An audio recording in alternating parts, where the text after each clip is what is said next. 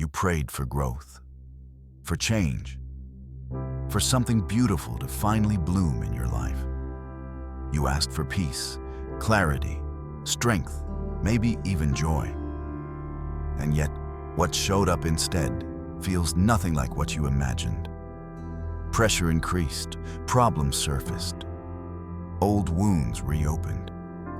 Life got heavier, not lighter. So now you're confused, wondering if God heard you at all, or if you prayed the wrong prayer. But here's something we rarely think about when we ask for flowers. Flowers don't grow without rain. Rain is inconvenient. It disrupts plans. It makes everything messy.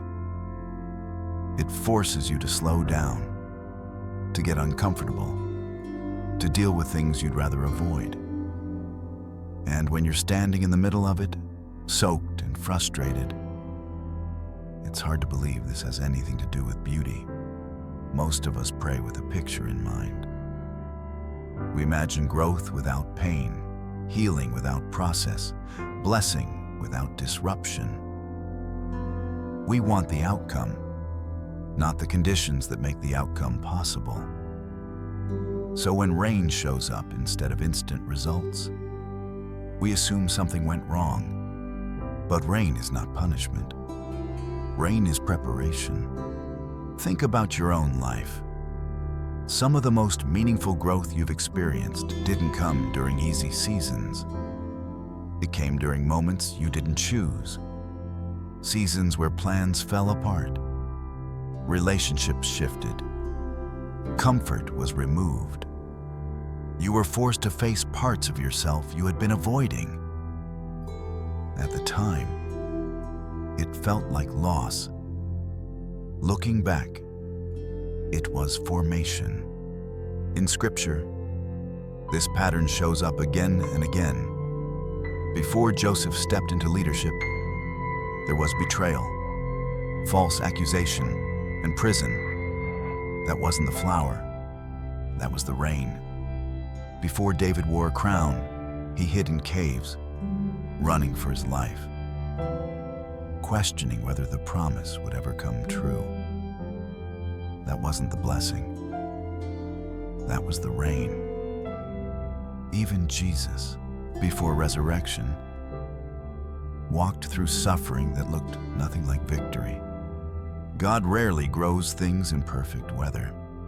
When you pray for patience, life gives you situations that test it. When you pray for strength, challenges appear that require it. When you pray for deeper faith, certainty is often removed. Not because God is cruel, but because growth can't happen in theory. It happens in real conditions. Rain forces roots to grow deeper. Without rain, roots stay shallow. Shallow roots can't support real growth. They can't survive storms. They can't hold weight. And God cares more about your roots than your appearance. He's not interested in fast growth that collapses later. He's forming something that can last. That's why some prayers feel like they're answered in reverse. You asked for peace, and suddenly everything feels unsettled. You asked for clarity, and now you're facing hard truths.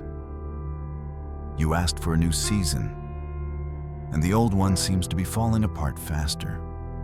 But rain doesn't mean God misunderstood your prayer.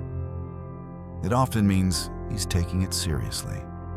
We underestimate how much preparation beauty requires.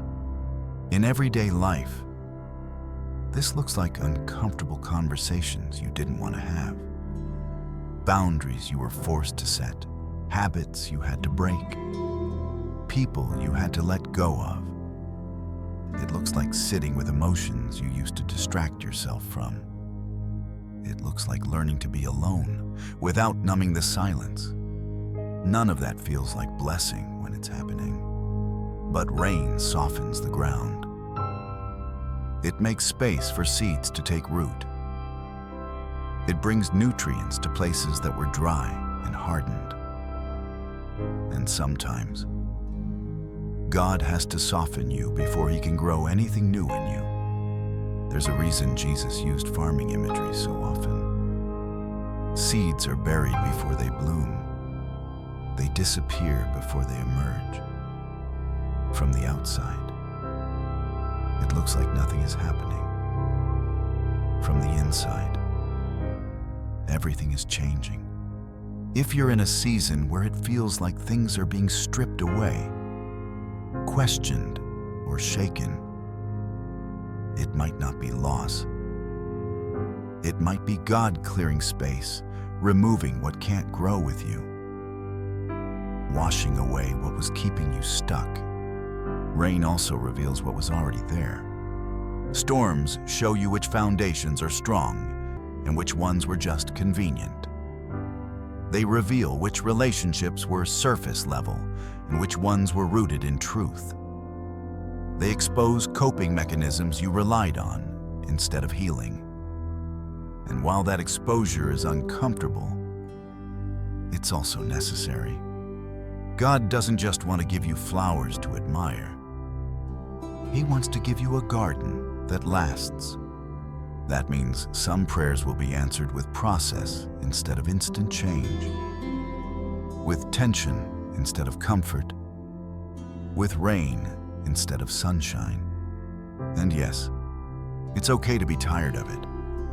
You're allowed to say, "This is harder than I expected." You're allowed to feel discouraged when the rain lasts longer than you thought it would. You're allowed to grieve the version of growth you hoped for. Faith doesn't mean pretending the rain feels good. It means trusting that it has a purpose, even when you're drenched and exhausted. What matters is that you don't walk away from the field too soon. Most people quit during the rain because they think the rain is the problem. They stop praying. They stop trusting. They assume God has abandoned them.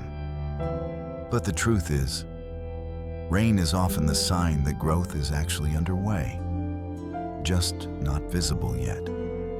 Flowers don't announce themselves underground. They take time, and when they finally break through the surface, they carry the evidence of every storm that fed them. One day, you'll look back at this season and realize it changed you in ways comfort never could. You'll notice deeper wisdom, stronger boundaries, clearer priorities, and a quieter confidence that didn't exist before. You'll realize that what felt like delay was actually development. So if you prayed for flowers, don't be surprised when it starts to rain. Don't assume God is distant just because the process is messy. Don't interpret discomfort as denial. Don't mistake preparation for rejection. Stay, root yourself. Let the rain do its work. Because when the flowers come, and they will, you won't just admire them. You'll be able to sustain them.